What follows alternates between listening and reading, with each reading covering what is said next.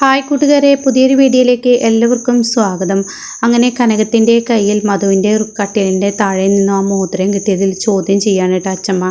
അപ്പോൾ മധു പറയാണ്, ഞാനാ ചെയ്തതെന്നാണ് നിങ്ങളെല്ലാവരും പറഞ്ഞു വരുന്നത് എന്ന് മധു പറയുമ്പോൾ ഉടൻ തന്നെ പറയും, അങ്ങനെയല്ല പറഞ്ഞത്, ഈ മോതിരം നീ ആദ്യം പറയായിരുന്നെങ്കിൽ, നിൻ്റെ കയ്യിലുണ്ടെന്ന് നീ പറയായിരുന്നെങ്കിൽ ഈ ഒരു ചോദ്യം ചെയ്യൽ ഒഴിവാക്കായിരുന്നു എന്ന് പറഞ്ഞ ഉടൻ തന്നെ ഇത് തന്നെയല്ലേ ഇപ്പോൾ പൂജയും പറഞ്ഞത്, അങ്ങനെ അവൾ പറഞ്ഞില്ല എന്ന് പറയാം കേട്ടോ. അപ്പോൾ ഉടൻ തന്നെ മധു പറയും, എല്ലാവരും കൂടി ഇപ്പോൾ ഈ കുറ്റം എൻ്റെ പേരിൽ ചുമത്താനാണ് ഉദ്ദേശിക്കുന്നതെന്ന് പറയുമ്പോൾ അവിടെ മാധുരിക്ക് അങ്ങ് ദേഷ്യം പിടിക്കാനായിട്ട്. അങ്ങനെ മാധുരി പൊട്ടിത്തെറിക്കുകയാണ്. ഞാനൊരു കാര്യം പറഞ്ഞേക്കാം, എല്ലാവരും കൂടി ഇവിടെ വലിയൊരു വഴക്കാണ് അഖിലിൻ്റെ പേരിൽ ഉണ്ടാക്കിയത്, അതുകൊണ്ട് തന്നെ മധുവിൻ്റെ റൂം ഞങ്ങൾക്ക് ചെക്ക് ചെയ്യണം എന്ന് പറയാം കേട്ടോ.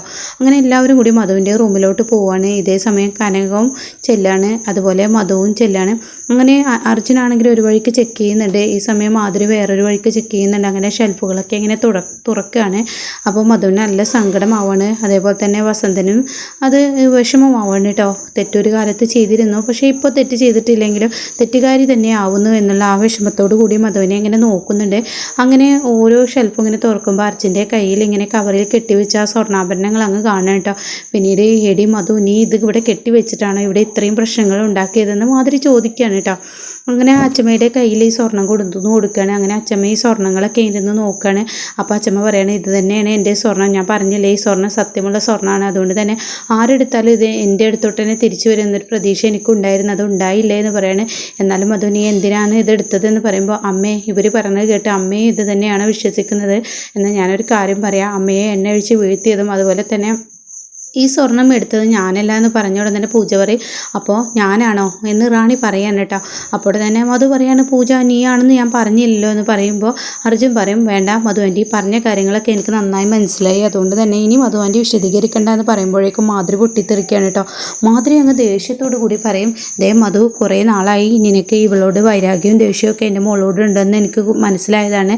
അപ്പോഴൊക്കെ റാണി ഇങ്ങനെ കള്ള ലക്ഷണത്തോട് കൂടിയിട്ട് ഇങ്ങനെ വസന്തനെ നോക്കുന്നുണ്ട് കേട്ടോ. അപ്പോൾ വസന്തം പറയണേ, ഇക്കാര്യത്തിൽ മധു കുറ്റക്കാരിയല്ല എന്ന് എനിക്ക് നന്നായി അറിയാമെന്ന് പറയുമ്പോൾ, മതി വസന്ത നിർത്തിയേക്ക്, നീയും മധുവും നന്നായി എന്ന് കരുതിയപ്പോൾ ഞാനത് വിശ്വസിച്ചു, അവിടെയാണ് എനിക്ക് തെറ്റ് പറ്റിയത്. എൻ്റെ കുഞ്ഞുങ്ങളെ നിങ്ങൾ ഒരുപാട് ദ്രോഹിച്ചിട്ടുണ്ട്, എൻ്റെ ഈ നിൽക്കുന്ന പൂജമോളെ നീ ഒരുപാട് ദ്രോഹിച്ചിട്ടുണ്ട് മധു, പ്രിയയുടെ കൂടെ കൂടിയിട്ട്. അപ്പോഴൊക്കെ ഞാൻ വിചാരിച്ചത് നീ തെറ്റുകൾ തിരുത്തി എൻ്റെ മോളെ നീ ആത്മാർത്ഥമായി സ്നേഹിക്കുകയാണെന്നാണ്. എന്നാൽ അവർ ടൂർ പോകുന്നതിന് മുന്നേ നീ ആത്മാർത്ഥമായി അവരെ സ്നേഹിക്കുകയും ടൂർ പോയപ്പോൾ നീ വിചാരിച്ച ആ ഒരു അപകടം, നീ ക്രിയേറ്റ് ചെയ്ത ആ ഒരു അപകടത്തിൽ ഇപ്പോൾ നിൻ്റെ കയ്യൊപ്പുണ്ടെന്ന് എനിക്ക് മനസ്സിലായി. അപ്പോൾ തിരികെ വന്നപ്പോൾ നീ എൻ്റെ കുഞ്ഞിൻ്റെ പേര് തെറ്റുകൾ ഉണ്ടാക്കാൻ ശ്രമിക്കുകയാണല്ലേ എന്ന് പറയുമ്പോൾ മധു ആകെ തകർന്നു കേട്ടോ. മധുവിനെ അത് അംഗീകരിക്കാൻ കഴിയില്ല. ഇതേ സമയം അച്ചമ്മക്കും അത് അംഗീകരിക്കാൻ കഴിഞ്ഞിട്ടില്ല. അങ്ങനെ അച്ചമ്മയെ ഇങ്ങനെ മാധുരിയെ ഇങ്ങനെ നോക്കുകയാണ്. അങ്ങനെ മാധുരിയോട് മധു പറയുന്നുണ്ട്, ഞാനല്ല, എന്നെ ഇങ്ങനെ ഒന്നും പറയരുതെന്ന് പറയണേ. പിന്നെ ഞാൻ എങ്ങനെ പറയണം, എൻ്റെ 2 മക്കൾ നായ്ക്കളെ പോലെ കടിപിടി കൂടിയിട്ടാണ് ഇവിടെ നിന്ന് അകലെ ഇറങ്ങിപ്പോയത്, അവനൊരു കള്ളൻ എന്ന പേരും അവൻ ഇനി വീടിൻ്റെ പടി ചവിട്ടില്ല എന്ന് പറഞ്ഞിട്ടാണ് അവൻ പോയത്. അപ്പോൾ ആ വിഷമം എനിക്കുണ്ട് മധു, കുറേ കാലമായി നീ എന്നെയും എൻ്റെ കുടുംബത്തെയും ഇങ്ങനെ ദ്രോഹിക്കുന്നത്, ഞാൻ എന്നാൽ എൻ്റെ സ്വന്തം പെങ്ങൾ എന്നൊക്കെ അനിയത്തി എന്നൊക്കെ കരുതിയിട്ടാണ് നിന്നെ ഞാൻ സ്നേഹിച്ചത്, പക്ഷെ അത് നീ ചെയ്തില്ല എന്നൊക്കെ ഇങ്ങനെ പറയുമ്പോൾ മധു പറയാണ്, വസന്തേട്ടാ ഇനി മതി, നമുക്കിവിടെയുള്ള നൃത്തം മതി, ഇതിൽ കൂടുതൽ കേൾക്കേണ്ട ആവശ്യം നമുക്കില്ല, ഞാൻ ചെയ്തിട്ടില്ല, ഒരു കാലത്ത് ഞാൻ തെറ്റ് ചെയ്തിരുന്നു, അന്ന് എനിക്ക് വിഷമം ഉണ്ടായിരുന്നില്ല, പക്ഷേ തെറ്റ് ചെയ്യാത്ത എന്നെ ഇങ്ങനെയൊക്കെ പറയുന്നത് കേൾക്കുമ്പോൾ ഇപ്പോൾ തന്നെ ഇവിടെ നിന്ന് ഇറങ്ങണമെന്ന് പറയുമ്പോൾ മോളെ എന്ന് പറഞ്ഞ് അച്ചമ്മ വിളിക്കാൻ കേട്ടോ. അപ്പോഴേക്കൊക്കെ മധുവിന് ഭയങ്കര സങ്കടമായി, മധു അവിടെ നിന്നും ഇറങ്ങുകയാണ് കേട്ടോ. എന്നാൽ ഈ സമയം പൂജയാണ് കാണിക്കുന്നത്. പൂജ ഗർഭിണിയാണെന്ന് അറിഞ്ഞതിന് ശേഷം വളരെ സങ്കടമാവുകയാണ് പൂജക്ക്.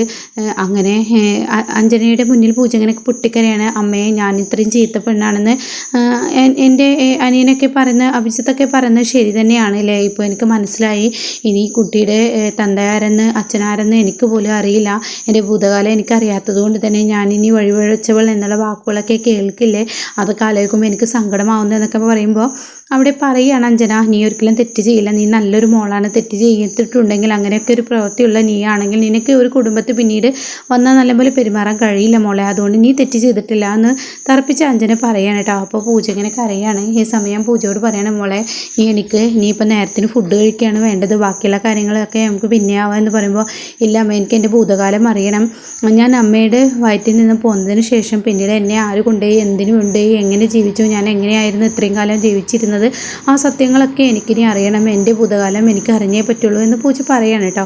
അപ്പോൾ അഞ്ജന പറയാണ് ഇനി തൽക്കാലം ഇപ്പോൾ ഭക്ഷണം കഴിക്കുക എന്ന് പറഞ്ഞ് ഭക്ഷണം എടുത്ത് വെച്ച് കൊടുക്കുകയാണ്. അങ്ങനെ പൂജ ഇരുന്ന് ഭക്ഷണം കഴിക്കാൻ ഒരുങ്ങാണ്. അങ്ങനെ ഒരു ഉരുള വായിലോട്ട് വെച്ചില്ല, അപ്പോഴേക്കും പൂജയ്ക്ക് വൊമിറ്റ് ചെയ്യാൻ വരികയാണ്. ആ സമയം അരവിന്ദനാണെങ്കിലോ വെള്ളം എടുക്കാൻ വേണ്ടി കിച്ചണിലോട്ട് പോകുന്നുണ്ട്. അങ്ങനെ പൂജയുടെ വൊമിറ്റിങ് കാണുമ്പോൾ അരവിന്ദനിൽ ആ ഒരു പഴയ സീൻ ഓർമ്മ വരികയാണ് കേട്ടോ.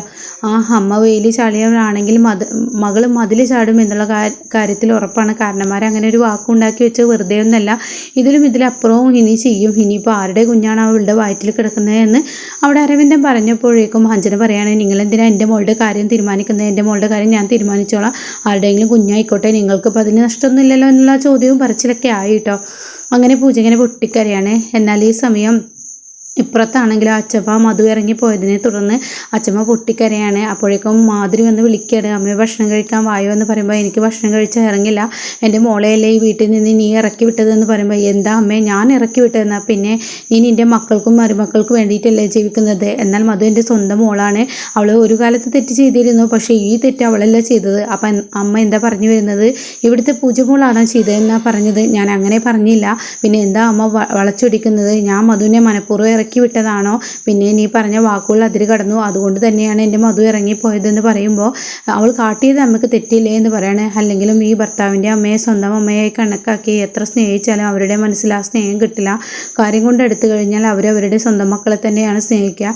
വന്നു കയറിയ പെൺകുട്ടികളെ സ്വന്തം മകളായി അംഗീകരിക്കില്ല. കുറച്ച് സ്നേഹം തരുമെങ്കിലും കൂടിയിട്ട് പിന്നീട് എന്തെങ്കിലും പ്രശ്നം വരുമ്പോൾ അവരുടെ സ്വന്തം മക്കളുടെ ഒപ്പം തന്നെയാണ് നിൽക്കുന്നത് എന്നൊക്കെയുള്ള വാക്കുകളാണ് കേട്ടോ പറയുന്നത്. അപ്പോൾ ഇതൊക്കെ കേൾക്കുമ്പോൾ അച്ചമ്മക്കും വളരെ സങ്കടമാവുകയാണ്. അങ്ങനെ അവിടെ നിന്ന് അങ്ങ് ഇറങ്ങി പോവാണ് കേട്ടോ മാധുരി. പിന്നീട് കനകം വന്നിട്ട് പറയണ ഭക്ഷണം കഴിക്കുന്നില്ലേ എന്ന് പറയുമ്പോൾ ഇല്ല കഴിക്കുന്നില്ല. അതെന്താ കഴിക്കാത്തതെന്ന് പറയുമ്പോൾ ഞാൻ പറഞ്ഞ വാക്കുകൾ അമ്മയോട് അതിര് കടന്നു എന്ന് എനിക്ക് തോന്നുന്നു. അമ്മ ഇതുപോലെ പല കാര്യങ്ങളിലും എന്നോട് പിണങ്ങാറുണ്ട്, പക്ഷേ ഇത്രയും വലിയ വാക്കുകളൊന്നും ഞാൻ അമ്മയോട് പറയാറുണ്ടായിരുന്നില്ല. അത് ചെയ്ത് തെറ്റായിപ്പോയി എന്നിങ്ങനെ പറയുമ്പോൾ എന്തായാലും എന്തൊക്കെയോ ഈ വീട്ടിൽ നടക്കുന്നുണ്ട് എന്നിങ്ങനെ കനകവും പറയാൻ കേട്ടോ. എന്നാൽ ഈ സമയം മധുവിനെയും വസന്തനെയാണ് കാണിക്കുന്നത്. അങ്ങനെ അവരുടെ സ്വന്തം വീട്ടിലോട്ട് വന്നിരിക്കുകയാണ്. അപ്പോൾ വസന്തം പറയാണ് എന്തായാലും അച്ഛൻ ഈ വീട് നമ്മുടെ പേര് തന്നതും പിന്നീട് ഈ വീട് പലതവണകളായി ഞാൻ വിൽക്കാൻ നോക്കിയപ്പോൾ അതിനൊക്കെ തടസ്സങ്ങളായി ഓരോ കാരണങ്ങൾ മുന്നിലോട്ട് വന്നതും ഈശ്വരൻ്റെ കൈകളുണ്ടെന്ന് എനിക്ക് മനസ്സിലായി. അച്ഛൻ്റെ ആ ഒരു വാക്കുകൾ, അച്ഛൻ ഈ വീട് വിൽക്കാൻ ഒരിക്കലും ഇഷ്ടമല്ല, നാളെ എനിക്കിത് തന്നെ ഉപകാരപ്പെടുമെന്ന് പറഞ്ഞത് ഇതിലൊരു സത്യമുണ്ടായിരുന്നു എനിക്ക് മനസ്സിലായി. എന്തായാലും ഈ ഒരു വീട്ടിൽ വന്ന് താമസിക്കും എന്നുള്ളതിൻ്റെ സത്യാവസ്ഥയാണ് അച്ഛൻ എന്ന് പറഞ്ഞ ആ വാക്കുകളിൽ എന്നിങ്ങനെ വസന്തൻ പറയാണ് കേട്ടോ. അപ്പം അത് പറയാണ് അതൊക്കെ ശരി തന്നെയാണ്, വസന്തേട്ടൻ്റെ അച്ഛനെയും അമ്മയും ഞാൻ ഇറക്കി വിട്ടു, എന്തായാലും അമ്മയെ ഇനി വസന്തേട്ടൻ ചെന്ന് വിളിച്ചാൽ തീർച്ചയായും ഇങ്ങോട്ടേക്ക് വരും. അപ്പോൾ വസന്തൻ പറയാണ് എൻ്റെ അമ്മ ഇനി വരില്ല, ഉണ്ട് വസന്തേട്ട വിളിച്ച അമ്മ വരും, നമുക്ക് 3 പേർക്ക് ഇനി ഇവിടെ സുഖമായി ജീവിക്കാം, ഇനി ഞാൻ അങ്ങോട്ടേക്ക് തിരിച്ചു പോകുന്നില്ല എന്ന് മധു പറയാണ്. അപ്പോൾ അത് കേട്ട ഉടൻ തന്നെ വസന്തം പറയും ശരി, എനിക്കത് അങ്ങനെയൊക്കെ കേൾക്കുന്നത് സന്തോഷം തന്നെയുള്ളൂ, പക്ഷേ ഇങ്ങനെ ഇറങ്ങി പോരേണ്ടവളല്ല നീ ഒരു തെറ്റും ചെയ്തിട്ടില്ല, നീ നല്ലവളാണ് എന്നുള്ളത് തെളിയിച്ചിട്ട് തന്നെയാണ് നീ പോവാൻ. പണ്ട് കാലങ്ങളിലൊക്കെ ഒരുപാട് തെറ്റ് ചെയ്തിരുന്നു, പക്ഷെ അന്ന് നിന്നെ ആരും ഇറക്കി വിട്ടിരുന്നില്ല, പക്ഷേ ഇപ്പോൾ നീ ഒരു കള്ളിയെ പോലെ ആ വീട്ടിൽ നിന്ന് ഇറങ്ങിപ്പോന്നത് ഒരിക്കലും ശരിയല്ല, ഇതെല്ലാം ചെയ്ത് പൂജയാണെന്ന് എനിക്ക് നന്നായി അറിയാമെന്ന് പറയുമ്പോൾ വസന്തേട്ടനെങ്കിലും എന്നെ വിശ്വസിച്ചില്ലെന്ന് പറയാണ് മധു. അപ്പോൾ തന്നെ നിന്നെ എനിക്ക് വിശ്വാസമാണ് ഇക്കാര്യത്തിൽ, നീ ഇപ്പോൾ തെറ്റുകാരിയല്ല, നീ നല്ല സ്വഭാവം തന്നെയാണ് നിൻ്റെ അടുത്തുള്ളതെന്ന് എനിക്കറിയാം, പക്ഷേ നമുക്ക് മാധുരി ചേച്ചിയെയും അർജുനെയും എങ്ങനെയെങ്കിലും ഈ സത്യാവസ്ഥ അറിയിച്ചു കൊടുക്കണം, പൂജയുടെ അടുത്ത് ഒരുപാട് തെറ്റുണ്ടെന്ന് അറിയിക്കണമെന്ന് പറയുമ്പോൾ മധു പറയാണ് അവർ നമ്മൾ പറഞ്ഞാൽ വിശ്വസിക്കില്ല, അതിൻ്റെ ഭവിഷ്യത്താണല്ലോ ഇപ്പോൾ നമ്മൾ അനുഭവിക്കുന്നത് പറഞ്ഞ ഉടൻ തന്നെ അല്ല ഒരു വക്കീലാണ്, ആ വക്കീലിന് ഒരു പോയിന്റ് ഇട്ട് കൊടുത്താൽ തീർച്ചയായും വക്കീൽ അതിന്മേൽ പിടിച്ചു കയറും, അതാണ് അർജുൻ. അപ്പോൾ അതുകൊണ്ട് അർജുനെ ഈ വിവരം അറിയിക്കാമെന്ന് പറയാൻ കേട്ടോ.